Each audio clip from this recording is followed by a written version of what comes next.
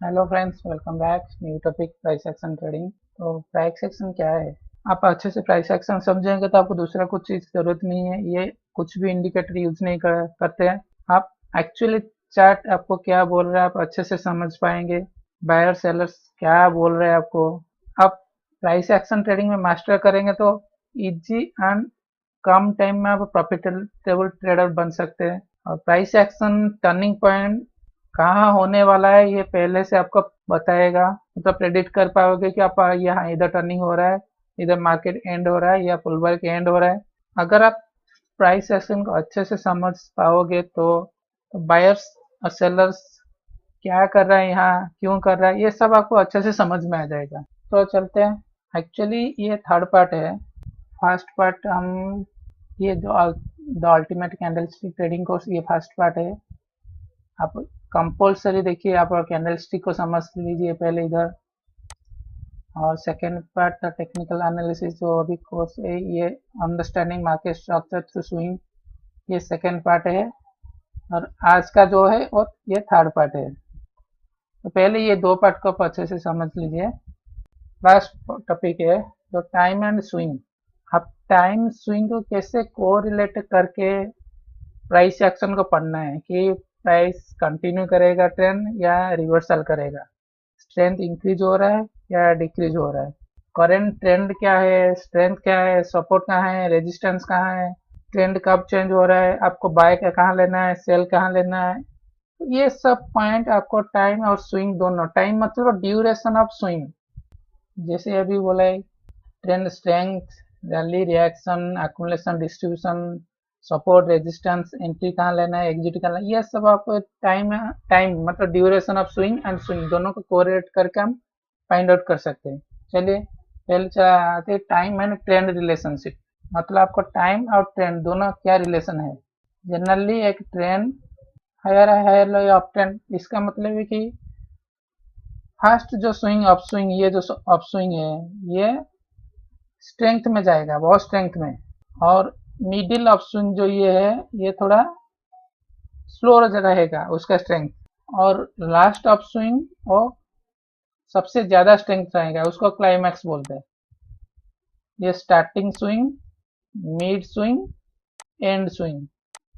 तो ये एक ट्रेंड में जो नॉर्मल जो तीन स्विंग हम डिफाइन करते हैं, जो स्टार्टिंग में स्ट्रेंथ रहेगा, मिडिल में स्लो रहेगा और एंड में अगेन स्ट्रेंथ आएगा, वो क्लाइमैक्स स्विंग बोलते हैं। जैसे कि first start move, second move, third में क्लाइमैक्स मूव। सिंपल चार्ट ये लिया है। जैसे कि आप देख रहे हैं स्टार्टिंग में स्ट्रेंथ था, प्राइस अगेन स्लोली जैसे मूव कर रहा है, स्लोली अगेन स्ट्रेंथ आया ऊपर। तो टिपिकल ये एक ट्रेंड है। उसके बाद टाइम एंड रिट्रेस रिलेशनशिप। हमको तो ट्रेंड पता चल गया, तो मैं मोस्ट इम्पोर्टेंट पॉइंट ये है कि आपको पुल बैक और रिवर्सल, ये दोनों में आपको डिफरेंस पता होना चाहिए।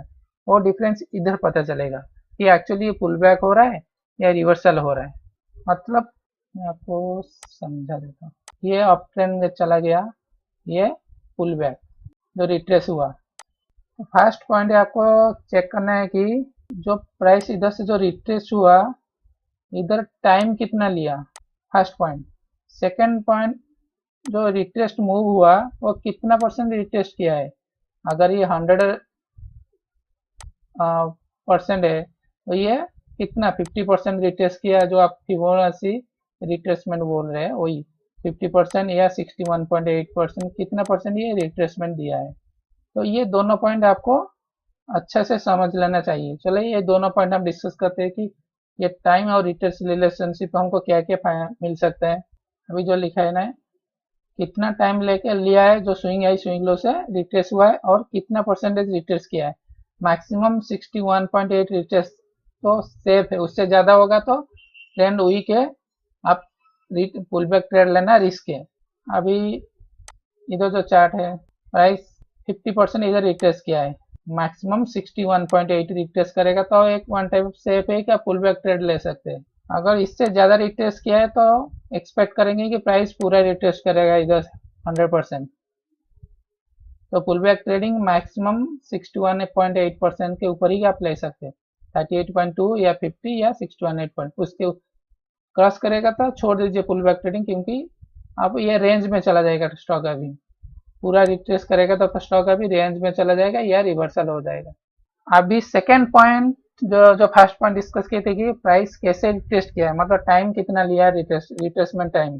प्राइस डाउन हो गया और अप चला गया, अभी इधर टाइम कुछ लिया है नहीं, जस्ट एक कैंडल के बाद ऐसे कंटिन्यू ऊपर चला गया है। और रिट्रेसमेंट कितना दिया है, ये 38.2 होगा, 38% सपोज रिट्रेसमेंट लिया है, और ये रिट्रेसमेंट 50% होगा। तो ये रिट्रेसमेंट लेवल, उसके बाद टाइम, रिट्रेसमेंट टाइम, अगर ये स्ट्रॉन्ग ट्रेंड हुआ है 8 कैंडल डाउन, ये जो 8/6 लिखा है मतलब 8 candle down 6 candle up, 8 candle down 6 candle up मतलब स्ट्रेंथ, बायर साइड स्ट्रेंथ है। और जो रिट्रेसमेंट हुआ है वो 38 पॉइंट, मतलब डबल कंफर्मेशन है कि प्राइस नीचे आएगा। अगेन 8/10 मतलब 8 कैंडल डाउन 10 कैंडल रिट्रेसमेंट, और रिट्रेसमेंट लेवल बिलो 50%, मतलब ये क्लियर स्ट्रेंथ है, प्राइस नीचे आएगा। तो एक इम्पोर्टेंट पॉइंट है कि प्राइस हमेशा जो वीक है उसके अगेंस्ट में जाएगा और जो स्ट्रांग है उसके साथ जाएगा। ये ट्रेंड में ये दोनों ये मूव चेक करेंगे तो स्ट्रांग कौन सा है, strong down move, weak up move. तो प्राइस हमेशा वीक के अगेंस्ट मतलब अप मूव के अगेंस्ट जाएगा। फिर अगेन ये दोनों आप चेक करेंगे तो ये दोनों अगेन अप मूव वीक है तो अगेन प्राइस नीचे आएगा। देखिए ये प्राइस अप कुछ टाइम लिया है, कुछ टाइम नहीं लिया है, इधर प्राइस नीचे आ गया। और रिट्रेसमेंट कितना हुआ है, बिलो 50% रिट्रेसमेंट लिया है। तो ये दोनों आप कंपेयर करेंगे तो प्राइस अप मूव के साथ जाएगा, मतलब बुलिश के साथ जाएगा प्राइस अप। ये मोस्ट इम्पोर्टेंट है जो टाइम एंड रिट्रेस रिलेशनशिप का। पहले तो हम डिस्कस किए कि टाइम रिट्रेसमेंट कितना परसेंटेज रिट्रेस किया है, अभी टाइम और कितना टाइम ले रहा है रिट्रेस करने के लिए। ये अप हुआ, ये डाउन हुआ, ये कुछ टाइम लिया है, बहुत कम टाइम, एक दो कैंडल होगा प्राइस डाउन हो गया है, मतलब ये कम टाइम लिया है रिट्रेसमेंट का करने के लिए। आप एक लेवल ड्रा करेंगे तो ये अप मूव का टाइमिंग है और रिट्रेसमेंट का टाइमिंग बहुत लेस है, इतना रिट्रेसमेंट टाइम है। अगर ये 10 कैंडल होगा, ये एक या दो कैंडल में इधर रुक के प्राइस रिट्रेस किया है। अगेन ये रिट्रेसमेंट सपोज 10 कैंडल और 1 आवर लेते हैं, ये 1 आवर का मूव अप लिया है, देन इधर प्राइस घूम रहा है हाई के पास, ये भी सेम ऑलमोस्ट सेम टाइम लिया है, सेम मतलब ये 1 आवर का टाइम लिया है, उसके बाद रिट्रेस किया है। तो ये जो टाइम ले रहा है उसके बाद जो रिट्रेस किया है, ये रिट्रेसमेंट को हम पुल बैक ट्रेडिंग लेना सही नहीं है, ये रिस्क है। मतलब कितना टाइम ले रहा है हाई से रिट्रेस करने के लिए नीचे, अगर ज़्यादा टाइम ले रहा है तो रिट्रेसमेंट सस्पेक्ट है और रिवर्सल हो सकता है। अगर कम टाइम ले रहा है मतलब वो सही है, हम पुल बैक ले सकते हैं। देखिए ये जो पुल बैक आप ट्रेड लीजिए नो डाउट, क्योंकि अबव 50% रिट्रेसमेंट हुआ है, ये टाइमिंग कम लिया है। दो फैक्टर हम चेक करना है, तो टाइम कम लिया है 50% रिट्रेसमेंट, ये क्लियर इंडिकेट करे कि प्राइस अप जाएगा। और ये टाइम ज़्यादा लिया है, टाइम इंक्रीजिंग, टाइम ज़्यादा लिया है और रिट्रेसमेंट किया है। तो ये जो हमको सस्पेक्ट लग रहा है, क्योंकि ये ज़्यादा टाइम ले रहे हैं मतलब हम पुल बैक ट्रेड नहीं करेंगे। तो ये दोनों फैक्टर को आप चेक करना है जब ट्रेडिंग ले रहे, पुल बैक ट्रेडिंग ले रहे, टाइम या रिट्रेसमेंट, ये दोनों से आपको ट्रेंड कब एंड होगा। अगर ऐसा है तो शायद ये डिस्ट्रीब्यूशन हो सकता है, एक्यूमुलेशन हो सकता है, हमको पता नहीं है। अगर प्राइस ऊपर ब्रेकआउट देगा तो हाँ ये एक्यूमुलेशन है, अगर प्राइस नीचे ब्रेकआउट देगा ये तो डिस्ट्रीब्यूशन है। तो हमको ये लॉन्ग ट्रेड इधर नहीं लेना है, इधर नहीं लेना है लॉन्ग ट्रेड। अगर होगा तो प्राइस जब नीचे इधर आएगा तो हम इधर सेल ट्रेड करेंगे। चलिए इधर आप कैंडल से समझेंगे। इधर 5 कैंडल डाउन हुआ, 10 कैंडल इधर घूमा, मतलब सपोज ये 5 मिनट के कैंडल होने से 25 मिनट्स में प्राइस डाउन हो गया और ये 50 मिनट्स में प्राइस एक ही जगह में है और उसके बाद ऊपर जा रहा है। अभी आपको ये सेल ट्रेड लेना रिस्क है, क्योंकि ये जो इतना टाइम ले रहा है मतलब इधर स्मार्ट मनी एक्यूमुलेट किए स्टॉक, अक्यूमुलेशन करके प्राइस ऊपर लिया है। अगर प्राइस नीचे आएगा अगेन वो रिट्रेसमेंट होगा, पर अगेन प्राइस ऊपर जाएगा। प्राइस नीचे आया और इधर घूमा, अगेन प्राइस ब्रेकआउट देकर ऊपर चला गया। अगर आप इधर सेल ट्रेड लोगे तो रिस्क है, क्योंकि ये जो ये टाइम बहुत ज़्यादा लिया है रिट्रेसमेंट करने के लिए। तो ये अक्यूमुलेशन था, प्राइस नीचे आया फिर अगेन ऊपर चला गया। तो ये दो फैक्टर आपको हमेशा चेक करना है ट्रेंड में, कि टाइम एंड रिट्रेस स्विंग के साथ उसका रिलेशनशिप क्या है। ये दो फैक्टर आपको चेक करना है। चलिए आगे और बढ़ेंगे। टाइम है मोमेंटम। हम टाइम मोमेंटम मोमेंटम मतलब प्राइस ऐसे मूव कर रहा है, ऐसे मूव कर रहा है, ऐसे मूव कर रहा है। तो इसमें से ज़्यादा मोमेंटम कौन सा स्विंग है? क्लियरली ये स्विंग में मोमेंटम ज़्यादा है, ये स्विंग में मोमेंटम नहीं है। तो कैसे ये मोमेंटम को डिफाइन करना है, कैसे स्टडी करना है, कब ट्रेंड एंड हो रहा है ये मोमेंटम से, हम अभी डिस्कस करते हैं। तो एक ग्राफिकल रिप्रेजेंट, ये मोमेंटम फास्ट है, ये मोमेंटम स्लो है। क्लियर? ये मोमेंटम क्या है? प्राइस ऐसे जा रहा है मतलब मोमेंट डिक्रीज हो रहा है, डिसलेटिंग। और ये मोमेंटम इंक्रीज हो रहा है, मोमेंटम एक्सीलरेटिंग। तो चलिए चार्ट में समझेंगे। हाँ, ये पहले कैंडल से समझ लेते हैं। देखिए कैंडल इंक्रीज हो रहा है तो मोमेंटम फास्ट, और इसमें कैंडल डिक्रीज हो रहा है, ये मोमेंटम स्लो। देखिए मतलब ये छोटा छोटा कैंडल में अप जा रहा है या बड़ा बड़ा कैंडल में अप जा रहा है, मोमेंटम फास्ट स्लो। सिंपल, अगर मोमेंटम ज़्यादा है तो कैंडल बड़ा बड़ा बनना के जाएगा, अगर छोटा छोटा कैंडल में जा रहा है तो मोमेंटम स्लो है। और ये ऑसिलेशन वर्सेस डिसलेशन, मतलब अगर कैंडल डिक्रीज हो रहा है, ये फर्स्ट कैंडल देखिए उसका रेंज इतना बड़ा था, इसके बाद रेंज फिर छोटा हो गया, अगेन रेंज छोटा हो गया, अगेन रेंज छोटा हो गया। अगर प्राइस अप जा रहा है और कैंडल डिक्रीज हो रहा है तो हम इसको बोलेंगे मोमेंटम डिक्रीजिंग। अगर प्राइस अप जा रहा है कैंडल इंक्रीज हो रहा है तो हम इसको बोलेंगे क्या, मोमेंटम इंक्रीजिंग, मतलब एक्सीलरेशन हो रहा है, ये डिसलेरेशन हो रहा है। इसका इम्प्लीकेशन क्या है कि ऐसा होने के बाद नेक्स्ट क्या होगा? अगर मोमेंटम डिक्रीज हो रहा है तो नेक्स्ट हम एक्सपेक्ट करेंगे प्राइस डाउन आएगा। अगर मोमेंटम इंक्रीज हो रहा है हम एक्सपेक्ट करेंगे कि प्राइस अप जाएगा। एक्सपेक्ट क्लाइमैक्स, ये अलग टॉपिक है। क्लाइमैक्स, क्लाइमैक्स मूव में लास्ट में ट्रेंड एंड में ऐसा मूव आएगा। ये देखिए चार्ट, छोटा कैंडल, बड़ा कैंडल, बड़ा कैंडल, बड़ा कैंडल, मतलब क्या है, ऑसिलेटिंग हो रहा है। जब ऑसिलेटिंग हो रहा है तो प्राइस इधर रिवर्स करेगा या साइडवेज में रहेगा, दो हो सकता है। प्राइस इधर क्या हुआ, प्राइस इधर साइडवेज में रह गया। इधर देखिए ये प्राइस मोमेंटम है, इधर मोमेंटम है नहीं है, ये क्लियरली ये फास्ट मूव है, ये स्लो मूव है। जब ये फास्ट मूव था ये स्लो मूव हुआ, स्लो मूव के बाद प्राइस रिटर्न आ गया।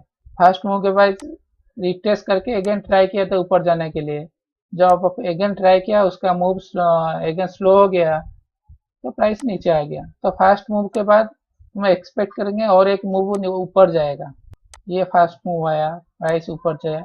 और सेकंड जो मूव आया ये भी स्लो मूव है, ये फास्ट मूव है, ये स्लो मूव है। स्लो मूव के बाद प्राइस एक्सपेक्ट करेंगे रिवर्स, फास्ट मूव होने के बाद प्राइस एक्सपेक्ट करें अगेन उसके साथ में एक डायरेक्शन में आएगा, ये अप मूव, ये अभी जो डिस्कस किए थे।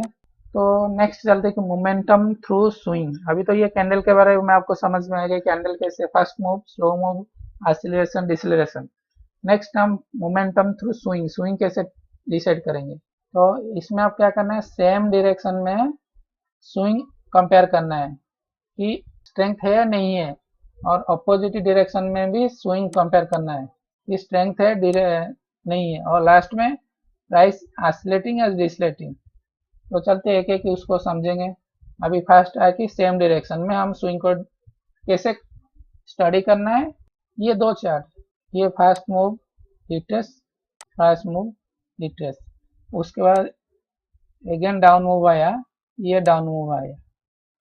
तो अभी चेक करेंगे तो ये दोनों सेम डायरेक्शन, मतलब अगर डाउन मूव आ रहे तो प्रीवियस डाउन के साथ कंपेयर करना है।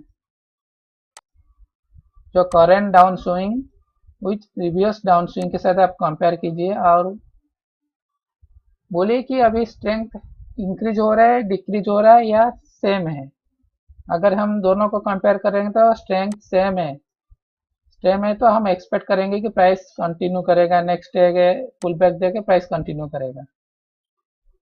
और ये साइड में क्या है, ये डाउन मूव है, ये करंट डाउन मूव है। अगर दोनों का डाउन मूव चेक करेंगे, कंपेयर करेंगे, तो आपको क्या लग रहा है कि जो करंट डाउन मूव है उसका स्ट्रेंथ डिक्रीज हुआ है compare to last down move. तो हमको अभी क्या है कि नहीं, ये जो मूव है अभी जो डाउन ट्रेंड स्ट्रेंथ डिक्रीज हो रहा है, तो हम एक्सपेक्ट करेंगे कि प्राइस ऑफ जाएगा, क्योंकि प्राइस हमेशा स्ट्रेंथ के साथ वीकनेस के अगेंस्ट प्राइस मूव करेगा। तो हम एक्सपेक्ट करेंगे कि प्राइस ऑफ मूव देगा, क्योंकि ये जो स्ट्रेंथ डिक्रीज है compare to previous swing. Same इधर डिस्कस किए हैं कि एक ट्रेंड है, आपको कंपेयर करना है कि करंट स्विंग के साथ previous swing in the same direction. कैसे? अगर ये चार्ट में से हम रिट्रेस जो अप ट्रेंड में ये था ना, जो ब्लैक कलर मतलब प्राइस अप स्विंग है अप ट्रेंड में, अगर हम डाउन स्विंग को डिलीट कर देंगे, जो रिट्रेस स्विंग है, तो मोमेंटम क्या है, ये जो डाउन स्विंग था, ये हम डाउन स्विंग को डिलीट कर दिए, तो अभी मोमेंटम बोले क्या है, ये मोमेंटम इंक्रीज, ये मोमेंटम थोड़ा डिक्रीज हुआ है कंपेयर करने से, थोड़ा डिक्रीज हुआ है, मतलब डिक्रीज। और अगेन ये सेम डायरेक्शन में कंपेयर करने से ये डिक्रीज हुआ है, अगेन सेम डायरेक्शन करने से कंपेयर करने से डिक्रीज हुआ है।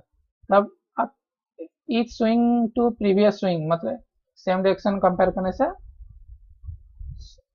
मोमेंटम डिक्रीज हो रहा है, तो हम एक्सपेक्ट करेंगे कि प्राइस जब लास्ट स्विंग लो को ब्रेक करेगा, डाउन ट्रेंड कंटिन्यू करेगा।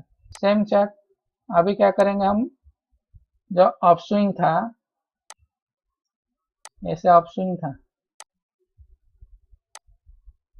तो सेम चार्ट में जो अप स्विंग को हम डिलीट कर दिए, अप स्विंग का ओनली डाउन स्विंग को हम कंपेयर करेंगे। डाउन स्विंग में क्या लग रहा है आपको, ये मोमेंटम में कम था, उसका लिए मोमेंटम इंक्रीज हुआ, मोमेंटम इंक्रीज हुआ, मोमेंटम इंक्रीज हुआ।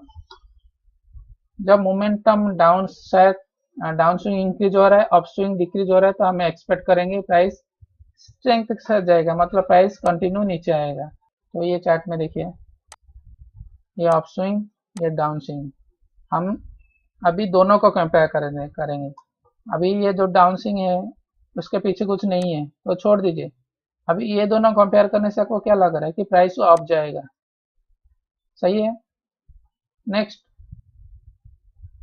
नेक्स्ट अभी हमको 3 स्विंग मिल गया, ये स्विंग के साथ ये स्विंग का मैं कंपेयर करने से प्राइस क्या है कि स्ट्रेंथ उतना नहीं है, फिर भी ग्रेटर देन सेलर्स, मतलब बायर का स्ट्रेंथ उतना नहीं है, मगर बायर का सेलर स्ट्रेंथ कंपेयर करने से सेलर का स्ट्रेंथ है, तो प्राइस एक्सपेक्ट करेंगे कि अप जाएगा। तो अगेन ये उसका रिट्रेस हुआ, अभी हमको 4 स्विंग मिल गया, ये रिट्रेस अप, रिट्रेस अप। अभी हमको रिट्रेस के साथ रिट्रेस चेक करेंगे तो हमको क्या लग रहा है, ये दोनों डाउन के साथ डाउन, कि प्राइस ये डाउन स्विंग वीकनेस है, डिक्रीज हो रहा है, तो प्राइस अप जाएगा। सेकंड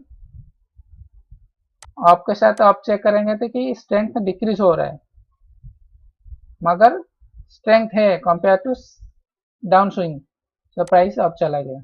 इधर देखिए प्राइस अप स्विंग है, डाउन स्विंग, अब दोनों को कंपेयर करने से प्राइस अप जाएगा, क्योंकि ये स्ट्रेंथ नहीं है डाउन स्विंग में।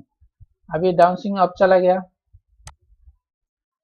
अभी डाउन स्विंग, सॉरी ये अप स्विंग के साथ डाउन स्विंग चेक करने से आपको क्या लग रहा है कि इसका मोमेंटम जो स्ट्रेंथ लेस है कंपेयर टू डाउन स्विंग।